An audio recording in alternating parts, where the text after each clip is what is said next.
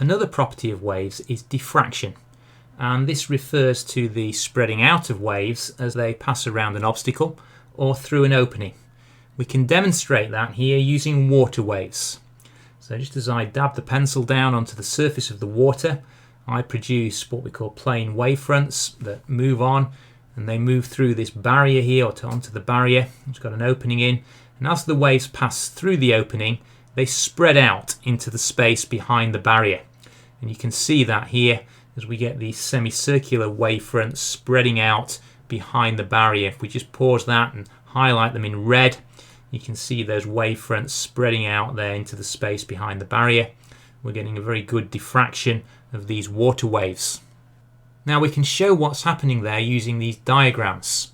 So here, if we look at the diagram on the top here, the blue lines here indicate what we can call wavefronts.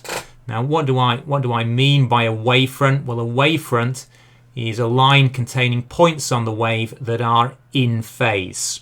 So if I basically draw a line along a wave crest, all of the points on that wave crest are in phase with each other, and then we move on to the next wave crest, and all those points of course are in phase with each other. And the distance between two wave crests of course is one wavelength. So here the distance between each of these blue lines, the perpendicular distance between each of these blue lines, corresponds to one wavelength. Now in this first example, the wavelength then of these waves is significantly less than the size of the opening. Now in that situation we won't get very much diffraction. We won't see that much spreading out of the wave. We may get some diffraction here at the edges of the waves, but there will be relatively little diffraction. If we look at situation B here, we've increased the wavelength of the waves, and we've also reduced the width of the opening here in this barrier. So now the wavelength is about the same as the width of the opening. In this situation, we're going to get very, very good diffraction, and the waves are going to spread right out into the space here behind the barrier. When the waves are diffracted, the wavelength will be unchanged. So I don't know how clear that is on my diagram, but the wavelength here should be the same as the wavelength here. Now we know, of course, that for visible light, the wavelength extends from 400 to 700 nanometers. 700 nanometers, the red end of the spectrum. 400 nanometers is violet light. That's sort of down at the blue end of the spectrum. So obviously 400 to 700 nanometers, that's 4 to 7 times 10 to the minus 7 of a meter. Very, very small wavelengths. Are we going to see very much diffraction of light, for example, as it passes through a doorway or as it passes through a window? Well, no, not really, because the wavelength is far, far, far smaller than the width of that opening. So light really travels in straight lines. We're going to see parts of the room in shadow as rays of light come through a window or through a door. It's not going to diffract into the space behind the window or the door. So that's why with light it will throw shadows. If we look at sound, however, for human hearing, the audible range of sound is from frequencies from about 20 Hz to 20,000 Hz. Now we know that the speed of sound in air is about 330 meters per second. And for waves, the speed of waves is frequency times wavelength here. I've used V for the speed of the waves. In the AQA data book they use C. We can then rearrange that formula to determine the wavelength. So let's take a frequency down near the lower end. So one of the lower frequencies that human ears can detect, around about 200 Hz there. 200 Hz, what are we going to get? We're going to get a wavelength there of 1.65 meters. So that wavelength corresponds quite well to the width of a doorway, the width of a window. So those frequencies of sound are going to diffract very well, and that's why you can hear someone quite well, even if they're in the next room. You can hear them through an open window, through an open doorway, because the sound is diffracting as it passes through that opening. Interestingly, for the higher frequencies of sound, of course, those higher frequencies are going to have a much lower wavelength. So if we look at 20,000 Hz, which is right at the top end of human hearing, The wavelength of that is only going to be 0.0165 meters, so you're looking at something that's no more than a couple of centimeters, much less than the width of a window or a doorway. So we would really expect, bearing in mind what we've just said about diffraction, that those lower wavelengths of sound, the higher frequencies of sound, would diffract much less, and they do. And you know that that will have an effect. For example, one thing you think about if you're witnessing a thunderstorm, you know, if the lightning strikes close to where you are stood, you're going to hear a really sharp crack as the lightning strikes, because you're getting all of the frequencies of sound there. If it's much further away, you will hear that sound very, very differently, more like a sort of a low rumbling sound of the thunder. And that's because you're not getting so much of the higher frequency sounds. The lower frequencies, the higher wavelengths are still reaching your position, but the higher frequencies, that's the lower wavelengths, not so much, partly because they're being absorbed more by the air, but also because they're not diffracting around obstacles as well, they're not diffracting through openings as well, so you're not receiving as many of those high frequency, low wavelength sounds.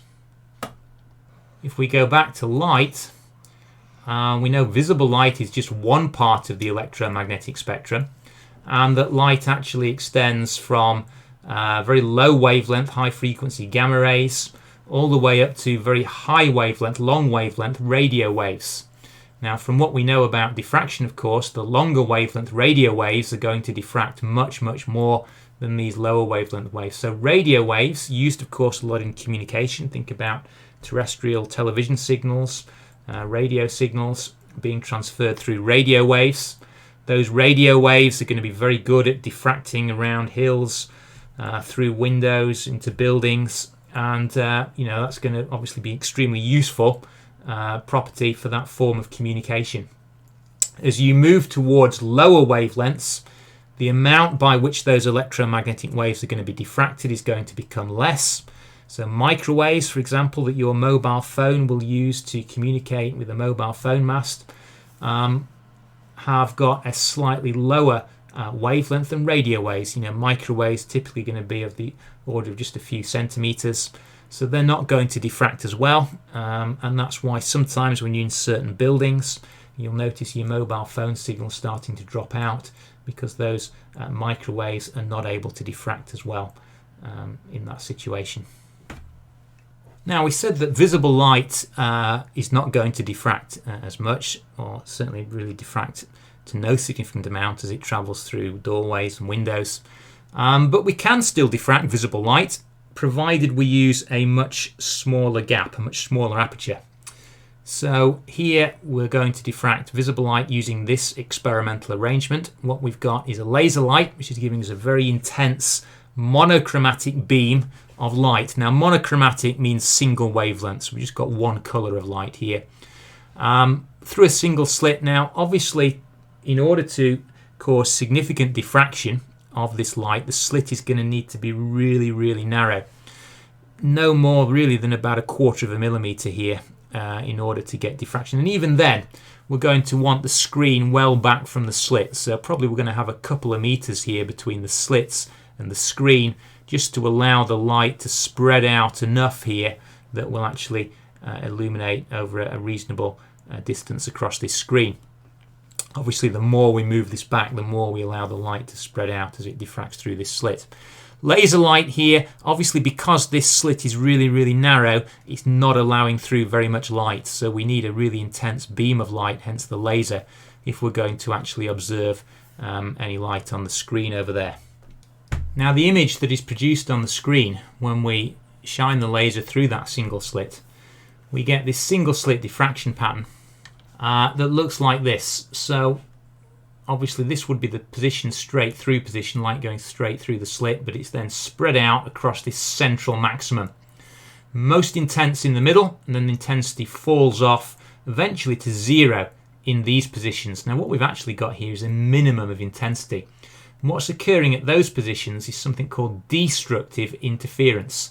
It turns out that light from the center of the slit is arriving in antiphase with light that travels from the edge of the slit, and they interfere destructively and they cancel each other out in those positions.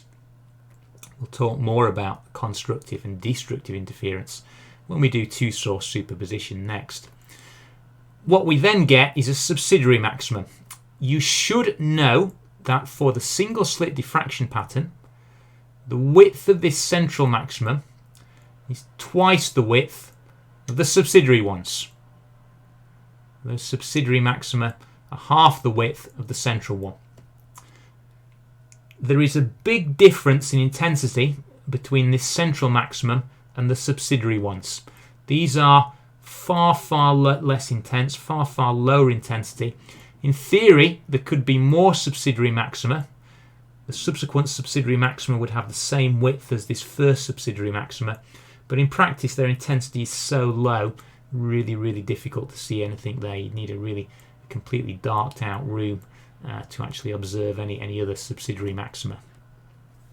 We can also illustrate that by drawing a graph here. So this shows again that the width of the central maxima is twice the width of the subsidiary maxima, and has also got a far greater intensity here. So this is showing the intensity of light incident on the screen with distance away from the center of the screen. So we've got that central one, very high intensity, subsidiary maxima, far lower intensity. Obviously that's with monochromatic light where we have just a single color. So here we had a red laser, one wavelength. Don't forget though, if you'd got white light, the wavelengths would extend from 400 nanometers at one end of the spectrum all the way to 700 nanometers at the other end of the visible spectrum. This would be red in color, and this would be violet right at the end of the blue end of the spectrum. So really, you know, what would happen here if you'd got white light? Well, the first thing, it would be much more difficult to see the minima here, because what would happen, obviously, your central maximum here, the blue light would not be diffracted over as large an angle. So remember, the smaller wavelength is diffracted less. So the blue light here might only be diffracted out as far as that. Its central maximum might end there.